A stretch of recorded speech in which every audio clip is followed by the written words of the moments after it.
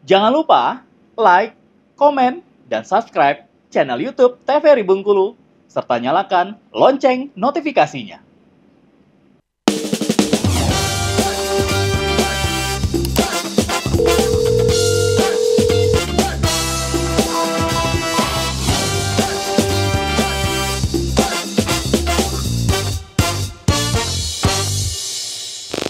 Kembali lagi di Dokter Tito bersama kita membahas mengenai infeksi telinga luar. Nah, ini juga sudah sempat dijelaskan banyak banget nih oleh Dokter Tito. Mungkin aku mau tanya ke Dokter, ini tadi kan penyebabnya kita mau korek telinga itu entahlah pakai tutup telinga, tutup pena maksudnya, terus atau mungkin pakai memang cotton bud gitu ya. Itu sebenarnya apa sih yang menyebabkan gatal itu, Dok?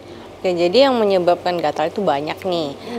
Bisa aja mungkin ada angin-angin atau air-air sedikit lembab-lembab, itu bisa menimbulkan sensasi gatal. Kemudian mungkin ada reaksi dari tubuh ya, reaksi alerginya juga bisa menimbulkan gatal. Tapi rata-rata itu hanya subjektif ya. Jadi terasanya kayak gatal-gatal, aduh risih mungkin ya, agak lembab-lembab habis mandi mungkin, jadi dikorek, harusnya tidak dikorek ya.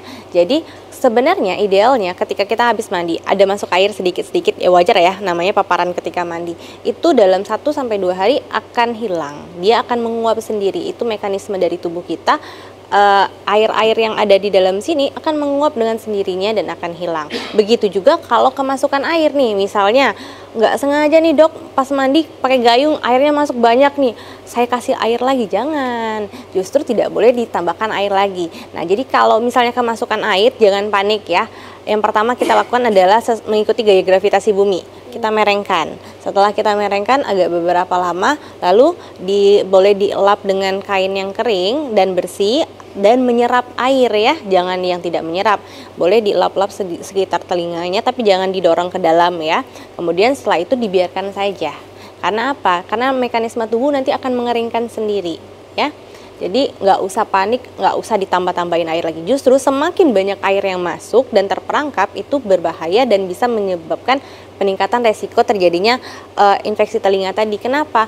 Karena ibaratnya kita menyediakan media untuk pertumbuhan bakteri ya. Kan di dalam telinga ini masuk air nih, lembab telinga kita ya. Akhirnya itu sebuah media yang sangat bagus untuk pertumbuhan bakteri. Itu yang menyebabkan nantinya infeksi telinga. Jadi banyak memang ya faktornya ya dok ya. Tapi kalau untuk kita sendiri nih, aku mungkin ada pertanyaan kayak berapa kali sih kita harus membersihkan telinga, atau memang kita tidak perlu untuk membersihkan telinga ini? Jadi idealnya untuk telinga itu tidak harus dibersihkan ya, karena tadi mekanisme tubuh kita sudah sungguh baik diciptakan ya. Jadi ada kotoran telinga itu nanti dia lama-kelamaan akan menguap dan akan akhirnya hilang sendiri, keluar sendiri. Tapi memang ada beberapa case atau kasus yang memang kotoran telinganya sedikit bandel. Nah, tidak semua ya, hanya beberapa kasus saja. Jadi misalnya bisa telinganya agak keras atau agak kering ya. Nah, itu boleh diberikan tetes telinga. Tapi harus dikonsultasikan dulu dengan dokter. Jadi harus ada pengawasan. Jadi setelah diberikan tetes telinga, langkah apa selanjutnya? Mungkin bisa kita lakukan spooling ya dok ya, untuk telinga yang kotoran telinga yang keras. Nah, tapi idealnya tidak harus dibersihkan. Dan kalau mau dibersihkan, misalnya gatel banget nih dok, membersihkan nih, boleh, tapi sepertiga luarnya saja. Dan kalau bisa jangan sendiri bersihinnya, minta tolong keluarganya. Jadi ada yang melihat, jangan kita. Kalau kita sendiri mana kelihatan ya telinganya. Bener. Jadi kalau orang yang ngeliatin kan, dia yang ngeliatin, dia tahu nih, oh batas ini nih. Jadi nggak akan kedorong ke dalam. Satu lagi takutnya kotoran telinganya bukannya makin bersih, malah kedorong ke dalam. Nah, kedorong ke dalam apa yang terjadi? Bisa infeksi ya. Itu yang ditakutkan. Dokter silakan untuk melanjutkan slide-nya. Oke, jadi udah panjang lebar tadi dijelaskan sama Dokter Lisda ya, apa itu otitis eksterna, infeksi telinga seperti apa ya, ada 2 jenisnya. Jadi untuk penegakan diagnosa, kami dokter biasanya akan bertanya keluhan yang subjektif ya, kita tanyakan dulu, apa nih keluhannya, pasiennya datang, biasanya akan mengeluhkan, dok telinga saya sakit nih dok, pas ngunyah sakit banget, atau misalnya ketekan dikit nih, yang bagian tulang lunaknya di depan kan ada tuh, sakit banget dok. Nah, itu biasanya keluhan pertama, otalgia ya, sakit pada telinga. Bisa karena ditekan, bisa karena mengunyah, atau berbicara pun dia akan terasa sakit ya. Karena jelas tadi kan ada pembengkakan, bisa karena ada difusa, atau bisa juga karena ada namanya apa tadi tuh, furunkel ya, atau bisul. Nah ya, kalau bisul tadi bisa menyebabkan rasa sensasi sakit tadi ya. Kemudian rasa penuh pada liang telinga, jelas ya, karena apa tadi, liang telinga kita kan kecil kalau dilihat dari anatomi. Ternyata ada bengkak di sana atau ada bisul di sana, maka otomatis untuk udara masuk, pendengaran suara pasti akan berkurang. Maka terjadinya rasa penuh pada telinga, pendengaran juga dapat berkurang ya.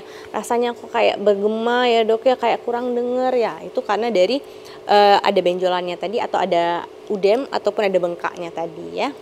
Kemudian terdengar suara mendengung, tinnitus. Ini tidak pada semua orang ya, beberapa saja, kan ini keluhannya subjektif. Tidak harus semua keluhan ada baru dikatakan otitis ya, atau infeksi telinga. Boleh beberapa saja. Bisa juga tinnitus, rasanya kayak berdengung. Biasa kita kalau berdengung itu kalau di tempatnya tinggi biasanya ya, kayak di pesawat atau naik gunung. Nah ini juga bisa karena tadi terjadinya proses infeksi menyebabkan dengungan atau suara tinnitus ya. Kemudian keluhan yang biasa dialami pada satu telinga sangat jarang mengenai kedua telinga dalam waktu bersamaan ya. Lalu bisa juga nih menyerang terjadinya gangguan sistemik ya, demam, juga meriang ya. Kemudian badan gak enak, pegal-pegal karena tadi terjadinya proses infeksi, maka mediator inflamasi atau tentara-tentara tubuh kita pasti akan berperang nih untuk melawan si bakteri tadi, maka muncullah demam. Jadi tapi tidak semua kena demam ya, hanya beberapa mungkin yang imunnya juga agak rendah ya. Nah itu kurang lebih yang kita tanyakan nih sama pasien, apa-apa saja kira-kira keluhannya. Ini kan secara subjektif. Lalu apa yang harus kita lakukan selanjutnya? Yang kami lakukan selanjutnya adalah melakukan pemeriksaan fisik untuk meng-cross check nih, oh benar ternyata memang keluhannya karena infeksi telinga, karena bengkak, benar adanya bengkaknya ya. Oke, kita lakukan pemeriksaan fisik nih. Yang pertama tadi katanya nyeri nih.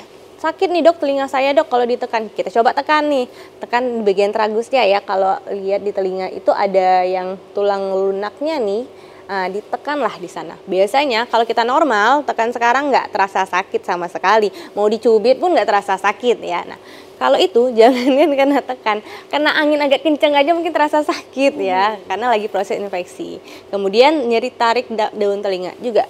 Daun telinganya ditarik nih ke atas atau ke bawah, terasa sakit. Apalagi dia saat mengunyah ya kan, ada pergerakan ya. Nah tadi kan ada dua tadi, ada diffus sama si circumscripta. Kan ada yang sepertiga luar dan ada yang 2/3 agak ke dalam ya. Jadi kalau yang sepertiga luar itu dia anatominya kulit telinganya itu, lapisan telinganya itu lebih tebal daripada yang bagian agak ke dalam, yaitu 2/3. Makanya terjadinya tadi bisul ya. Nah, bisa munculnya bisul itu jadinya batasnya tegas. Jadi nampaknya tuh benjol bisulnya tuh kelihatan. Terus biasanya ada matanya sedikit. Nah, bisa juga. Karena itu tadi di sepertiga luar itu ada lapisan namanya kelenjar folikel ya. Itulah yang menyebabkan terjadinya bisul. Nah, biasanya pas kita lihat nanti pada otoskopi kayak teropongnya di telinga, itu nanti nampak oh bisulnya nih, batasnya tegas nih. Oh, ini bisul, beda nih agak lebih keluar ya dibandingkan si diffuse. Kalau diffuse itu dia kan agak ke dalam lagi nih, 2/3 ke dalam, liang telinganya lebih sempit. Nah, dan juga lapisan telinganya lebih tipis. Maka ketika terjadinya pembengkakan, dia batasnya agak tidak tegas. Jadi nggak nampak yang bulat banget gitu, lebih lebar. Dan lebih lebar, lebih menutupi liang telinga. Karena kan sudah sempit, nama bengkaknya lagi lebih lebar. Jadi otomatis pendengaran akan semakin berkurang, kemudian rasa penuh, dan terjadi juga kemerahan, hiperemis. Karena apa? Lapisan telinganya lebih tipis dibandingkan yang di awal tadi. Dan satu lagi, kalau yang 2/3 ke dalam, itu kan di belakangnya ada tulang-tulang nih, tulang-tulang pendengaran. Nah, kalau tidak diobatin dengan baik, tidak diterapi dengan baik, bisa memungkinkan terjadinya infeksi pada bagian telinga, pada bagian tulang telinganya ya. Itu salah satu komplikasinya nanti. Kemudian nah ini tadi ya, telinga luar sempit, kulit liang telinga luar hiperemis dengan udem batas yang tidak jelas tadi ya. untuk yang difus. Kalau yang circumscripta furunkel yaitu bisul ya, yang jelas pada sebenarnya kalau yang furunkel atau circumscripta itu agak keluar aja, nggak usah pakai otoskop, itu disenter aja udah kelihatan biasanya. Oh, jadi memang sudah terlihat. Iya, udah kelihatan karena dia kan agak sepertiga keluar. Nah, sedangkan yang diffuse kita memang harus lihat bener pakai otoskop. Pakai senter kadang nampak tapi nggak terlalu jelas karena batasnya pun sudah tidak jelas. Terus mau ngelihat ke dalamnya gendang telinga, nah, biasanya kalau yang diffuse itu susah karena liang telinganya sudah sempit. Mau kita lihat gendang telinganya pun agak kesulitan. Jadi memang harus pakai otoskop lebih bagusnya ya. Kemudian tes Gear Putala normal atau tuli konduktif. Itu untuk tes tambahan saja karena kan akan terjadi sedikit gangguan pendengaran karena ada bengkaknya tadi ya. Nah, jadi memang banyak sekali nih diagnosanya ya dok ya. Dan juga ini yang dirasakan oleh pasien ketika mendapatkan atau mungkin didiagnosa infeksi telinga luar ini. Baik dokter, ditahan dulu, nanti kita akan kembali lagi setelah jeda yang berikut ini, tetap di Dokter Kita.